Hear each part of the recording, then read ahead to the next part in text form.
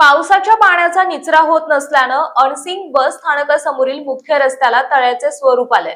सार्वजनिक बांधकाम विभागाच्या दुर्लक्षाचा निषेध करण्यासाठी नागरिकांनी आज अनोख्या पद्धतीने आंदोलन केले। साचलेल्या पाण्याला तळे संबोधत नागरिकांनी त्या तळ्याचे उपरोधिक उद्घाटन करून सार्वजनिक बांधकाम विभागाचा निषेध नोंदवला। या माध्यमातून प्रशासनाचे या गंभीर समस्येकडे लक्ष वेधण्याचा प्रयत्न करण्यात आलाय। या रस्त्यावरून दररोज मोठ्या संख्येने नागरिक आणि प्रवासी ये जा करतात। साचलेल्या पाण्यामुळे प्रवासी महिला, दिव्यांग व्यक्ती, शाळकरी विद्यार्थी तसेच ज्येष्ठ नागरिकांना मोठा त्रास सहन करावा लागतोय। पाण्यातून मार्ग काढताना पादचारी आणि वाहन चालकांनाही अडचणींचा सामना करावा लागत आहे। अनेक दिवसांपासून ही समस्या कायम असूनही त्यावर कायमस्वरूपी उपाययोजना करण्यात आलेली नसल्याचा आरोप नागरिकांनी केला। प्रशासनाने केवळ तात्पुरती उपाययोजना न करता पाण्याचा कायमस्वरूपी निचरा करण्यासाठी योग्य व्यवस्था करावी आणि रस्त्याची दुरुस्ती करावी अशी मागणी आंदोलनकर्त्यांनी केली आहे। आपण आज या ठिकाणी बघतोय अनसिंग मध्ये सर्वपक्षीय समितीच्या वतीने या ठिकाणी आपण या साठलेल्या पाण्याचा लोकार्पण सोहळा आयोजित केलेला आहे। तर या सकाळी आपण बघतोय या ठिकाणी सर्व सामाजिक कार्यकर्ते सुद्धा उपस्थित आहेत। पण यासाठी खास करून ज्यांनी हे आंदोलन उभं केलं, ज्यांनी आतापर्यंत पाठपुरावे केले, आपण त्यांच्याशी जाणून घेऊयात काय परिस्थिती आहे नेमकी इथलची। सर, काय सांगाल तुम्ही या संदर्भात? अनेक वर्षापासून अनसिंग बस स्थानकापुढे ही पाण्याची समस्या वारंवार होत आहे, परंतु सार्वजनिक बांधकाम विभागाचे अधिकारी याकडे जाणीवपूर्वक दुर्लक्ष करत आहेत।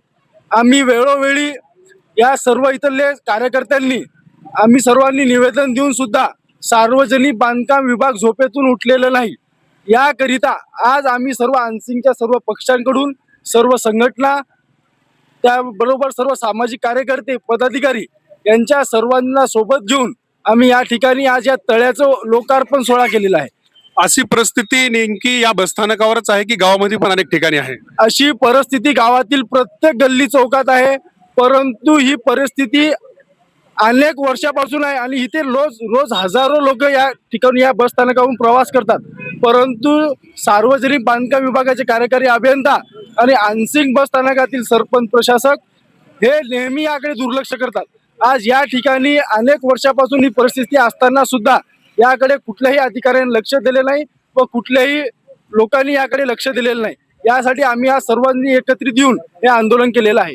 या संदर्भात काही शालेय विद्यार्थ्यांनी वगैरे तुमच्याकडे काही तक्रार दाखल केली होती? अनेक तक्रारी इथे समोर आलेल्या आहेत। तिथे दिव्यांग व्यक्ती एक माझ्या समोरच पडलेला होता आणि त्याचबरोबर इथे रोज हजारो विद्यार्थी या ठिकाणी ये जा करत असतात, परंतु या रस्त्यावरून ये जा करताना किंवा बस स्थानकाच्या बाहेर येताना कोणताही गाडीवाला त्यांच्या अंगावरती चिखल उडवतो आणि त्या विद्यार्थ्यांना शाळेत जाण्यासाठी अवघड वाटतं, त्यामुळे ते वापस परत आपल्या गावाकडे निघून जातात।